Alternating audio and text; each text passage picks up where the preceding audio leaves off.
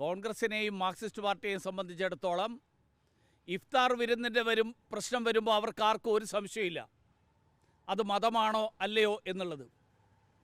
Palestine rally നടത്തേണ്ടി വരുമ്പോൾ അത് പങ്കെടുക്കണമോ വേണ്ടയോ എന്നവർക്ക് സംശയമില്ല.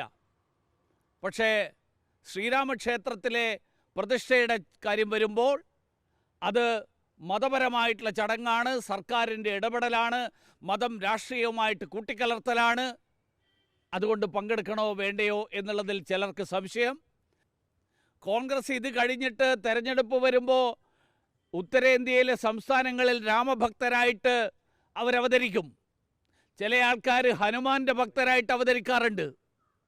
അപ്പോൾ കോൺഗ്രസിനെ സംബന്ധിച്ചിടത്തോളം ഈ നിലപാടുകളൊക്കെ തെരഞ്ഞെടുപ്പിനെ മാത്രം കണ്ടുകൊണ്ടുള്ള തട്ടിപ്പാണ്.